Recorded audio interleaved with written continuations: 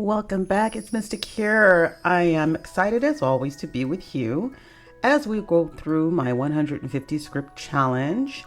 Today I am on script number 7.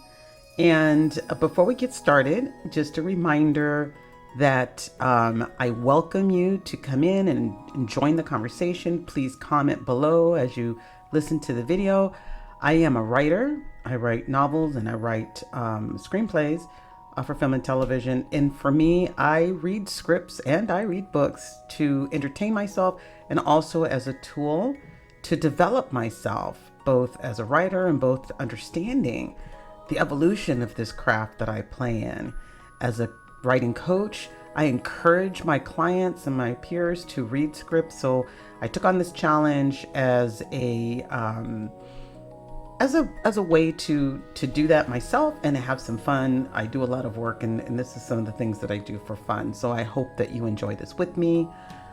If you have seen the film that I'm going to do today, understand that sometimes the script can be a little different. A lot of things happen between paper and film, whether it's the director or the producers making changes, or sometimes the actors, they improvise. So there may be some differences. I ask that you give me grace and just sit back and enjoy the ride. And if you do comment, I like to make this a safe place for everyone. Creatives have such a hard time out there, especially writers, with everything that's happening. And I want you to come here. I want to engage in conversation. So be respectful, be kind, and give feedback. But be kind to each other and be respectful to each other. And other than that, if you stop at the first or second video in this playlist, I take you through my process of how I analyze scripts, the tools that I use to analyze them. I will link a place that you can go, a couple of places that you can go to get scripts if you want to pull some down and either join me as I read through them or even suggest other ones. 150 is a lot of scripts. I have 143 left to go. So I am open to suggestions that you may make. I have notes here that I'll be reading through, so you may hear me flipping through papers as I go through this. That is all the housekeeping that we have today. So we'll go from housekeeping to jumping right into the script. So let's get into it. So today, as I said, it's going to be script number 7 in the challenge. And I selected 12 Years a Slave. Man, I saw this film when it came out. It came out in 2013. It is a script written by John Ridley based on the memoir of Solomon Northup. It is a historical drama, and it's directed by Steve McQueen.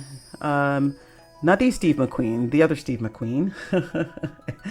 And it is, it was a heavy film to watch, and it was a heavy script to read. So it's brutal. It is honest account of endurance, stolen freedom, and the unrelenting fight to reclaim one's identity. Again, this wasn't an easy script to read. It wasn't an easy script to sit with. Being African American, man, this was heavy. But it matters, and that is why it matters. So we're gonna go through this. If you will join me in this heavy moment, and I'll also say this is a very well written script. So let's do it. So I always start with why I choose the scripts that I choose, and why did I choose this script? Well, 12 Years as a Slave. I always like to talk about masterclass. When I read a script, I read a script because I want to be entertained, yes. But I also want to learn things as I grow and I develop, and I will always be growing and developing. I feel like all creatives, it is a journey of development. From the day you start your fingers on a pen to the day you leave the world, you're developing as a creative. So it is definitely a masterclass, and it's a masterclass in emotion and emotional truth. You feel the story when you're reading it, and as a writer, I want people to feel my words as they're reading them. It doesn't rely on speeches and melodrama. It trusts the power of silence, restraint, and the deeply human moments that the characters experience. You know, as a writer, I want to understand how Ridley's adaptation balances the internal experience with the external horrors of slavery. How do you tell a story that's both personal and damning? Just how do you tell that story? How do you cause the audience to not turn away, and without losing the heartbeat of the man at its center? So that's why I chose this story. So quick story setup, spoiler alert, if you haven't seen the film, we're gonna do a quick run through on what this film is about just before we go into the breakdown. Solomon Northup is a free black man living in New York with his family in 1841. He's a skilled violinist, he's educated, and he's lured into a musical opportunity that turns into a nightmare. Drugged, kidnapped, and sold into slavery. He's stripped of his name and identity and is forced to survive in a world that just sees him as property. And this is not who he is. And no one believes that's not who he is. Nobody cares that's not who he is. And so the film spans his 12-year journey from stolen freedom to the long road back to his freedom. So as part of my heart of the story analysis, I always kind of go through my act structure and how I see it. And when you read it, you may have different opinion. Again, you're free to share your thoughts. Just again, give me some grace. This is my analysis. So the opening, we meet Solomon in Saratoga Springs, New York, a free, well-respected man living with his loving family. He has his dignity fully intact, and he has a full life. And the first plot point that I noted here is he's stripped of his name and his freedom. Call him Platt. He's sold to a kind plantation owner, relatively. The kindness doesn't protect him from the brutality of the system. And we go to the midpoint. After a conflict with a cruel overseer, Solomon is passed to Edwin Epps, a sadistic, unstable slave owner. This shift marks a descent into even more dehumanizing conditions. The next plot point, Solomon meets Bess, a Canadian abolitionist. He risks everything to ask Bess to deliver a letter north to his friends. Bess agrees. In the climax, Bess follows through, and Solomon is finally rescued by people who can legally prove his freedom. The resolution, Solomon returns home, reunited with his family, now strangers to him in many ways. There is no triumph, only a quiet return to the life he never chose to leave. So the protagonist, of course, here is Solomon. And so his arc, what he wants to maintain his dignity and regain his freedom. That's his want through the whole thing. And you see it, you feel it. What he goes through, they do not hold back. Ridley does not hold back in the script on what it is to exist as a slave to a man who is not a slave and has not been. What does he need? To trust others again? To believe that justice, though slow, is still possible? His internal obstacles, his pride, his fear, and the trauma, the pure psychological trauma of being absolutely dehumanized, which you are taken through detail by detail and painfully in the script. And then the transformation, Solomon begins as a man confident in the law, in his own place in the world. Over 12 years, he must learn how to survive without surrendering his soul. And, that is a powerful message all in of itself. And then how to hope without illusion. How to never give up while he's just walking through this life as a slave. It was crushing. Now the antagonist and the conflict, the primary antagonist for me was the institution of slavery itself, because there were so many different players that were part of the institution, whether it was the overseer or the owners and the other people that he engaged with. It was actually the institution of slavery that was the antagonist. that was embodied through all these different characters. The conflict, Solomon fights to retain his identity and humanity in the system designed to erase him and his name. The name was important. This is not your name. Your name is this over here. That was huge in the story. The mirror. I often look for the mirror and how the antagonist mirrors back to the protagonist. And here, Epps is a terrifying mirror of twisted power, just twisted power. He's insecure, he's cruel, and obsessed with control. And so the powerlessness of Solomon is mirrored and reflected back by the obsession for power by Epps. That was actually quite brilliant for me. And I always like to kind of find the hero's journey and everything. And so when I look at the hero's journey model and apply it to this, I find that the call to adventure is when Solomon takes the gig with the musicians. The refusal, initially he denies the new identity as a slave. I kind of tapped into that, asserting that he's a free man. That didn't work so well for him. The trials, it's the physical labor, the beatings, watching others suffer. There was a lot of him not just being in his own absolutely dismal existence, but watching others. And that came across so well in the story. It was eye-opening for him to not just experience it, but to see this is how people live generations. And it was, oh my God, it was intense. And of course, not being able to speak, not being able to being suppressed. Allies, Ford was an ally in a way, limited, and then eventually Bass, who came and actually was his ally. The transformation, he learns that survival requires silence. For the first time, he had to be silent. He had to be strategic.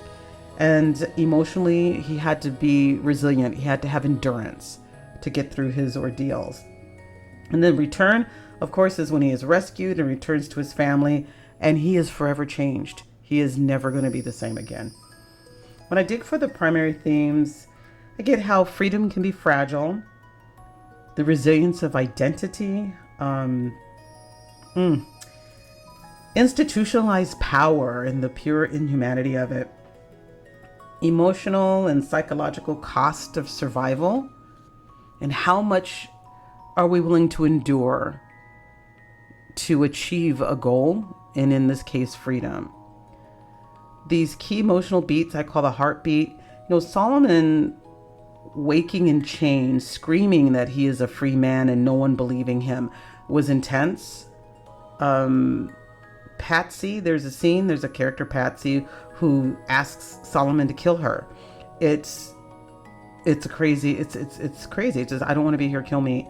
There's a hanging scene that they placed in the story, and that one was hard. That was hard for me. And then the final rescue, it's not triumph. It's almost unsettling because he's free.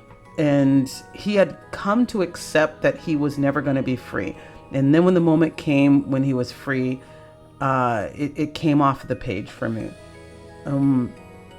Symbolisms, the symbols that I found in here, the music, the violin, the strings of a violin are so special as a instrument.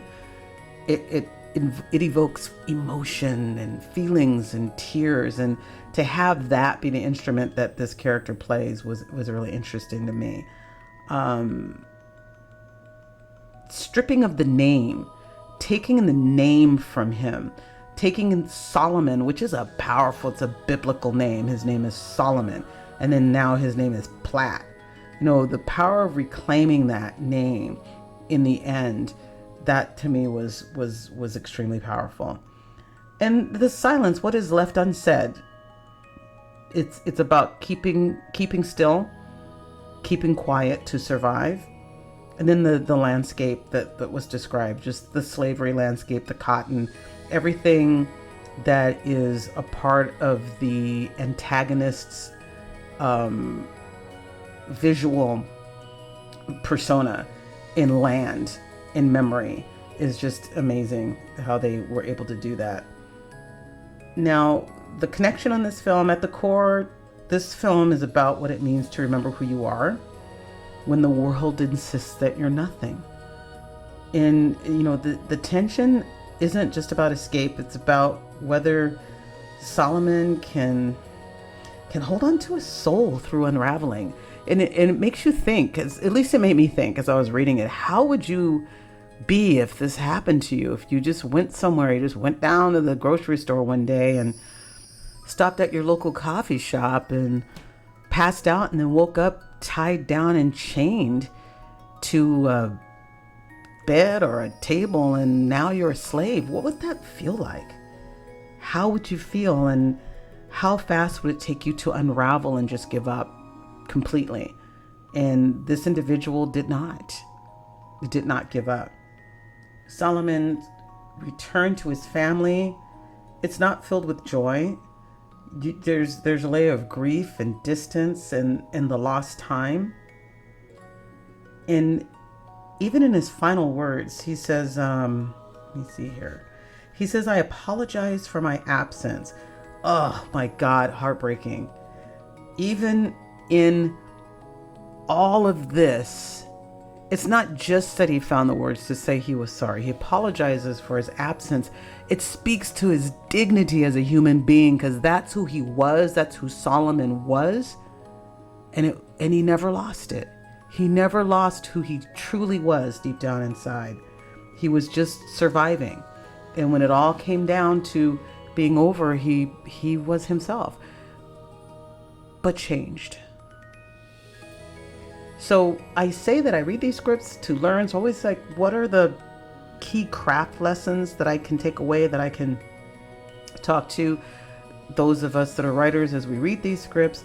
So in this script, I find that restraint is powerful. You know, the script never over explains it.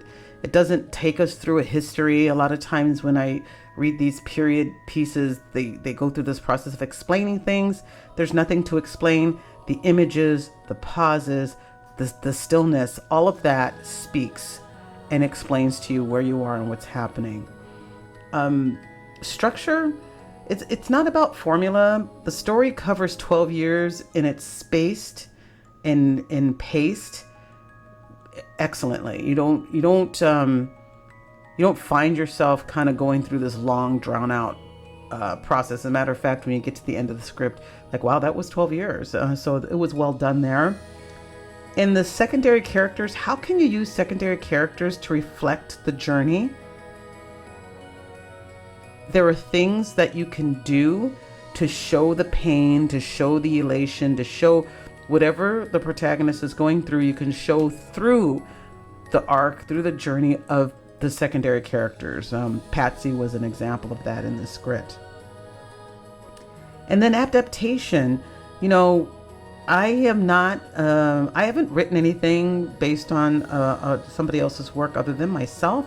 So this screenplay honors Solomon's voice without making it sensational, without making it, you know, crazy. It honored the story, it honored the material. So I thought that was really, really quite interesting.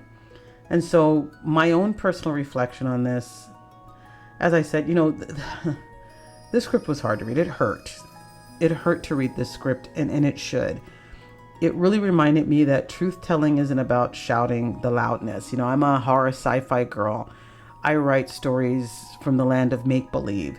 And every once in a while, you pick up a story that's based on something real, and it's too real. And this story for me was too real. You know, sometimes it's about sitting in the silence and not looking away. Sometimes we have to look at stuff that's unpleasant and uncomfortable to remember some of the things that we've been through as a society so that we don't do it again.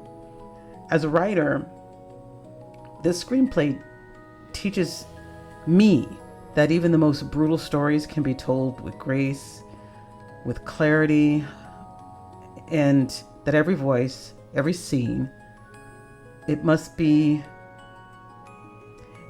serve the truth in a way that is not too heavy, too preachy, I guess is a good way to put it. I didn't feel lectured. I didn't feel like I was watching a documentary, and I felt it. And like I said, it was hard. The message of the story, to put it shortly in a short form way, at its heart, 12 Years a Slave is about the power of identity. How remembering who you are can be an act of rebellion. It's also about endurance, that lost time, and then to never give up the hope as you endure survival. So that's my take on 12 Years as a Slave. It's a heavy story. I put it off actually for a while as I selected it. You know, I picked a handful of, well, I didn't pick a handful. I've got a long list of scripts, and the first couple I purposely selected. The rest I gave them numbers and put them in a thing and pulled the number. And this one came up at number 7. And so I'm reading it now, but I wasn't sure I wanted to, and I'm glad I did, but it was heavy. It was definitely heavy. So I thank you for joining me. I hope that you enjoyed this. Again, I invite you to comment, ask questions, have some kindness and some respect as you engage. I would appreciate if you would like this video. If you did indeed enjoy the content, please subscribe and follow, and to help support what I'm up to as I share with you the craft that I use to build my craft. And I invite you to join. Give me some suggestions on scripts that you would like me to read. I'm happy to read them. And ask me questions if you'd like to ask questions. Next up, we're going to pivot to something that might surprise you. And I'm gonna lift it up a little bit. I did bring us down a little bit here, so we'll have a little bit more fun with the next one. And we are in the month of October, so I do have some fun, juicy horror films to throw on the table. They are not going to be all heady, but we will have some fun as we move forward into the rest of the month. Thank you so much for joining me. I look forward to the next episode, and I will talk to you soon. And always remember, keep reading, keep writing, and keep being. I'll talk to you later now. Bye-bye.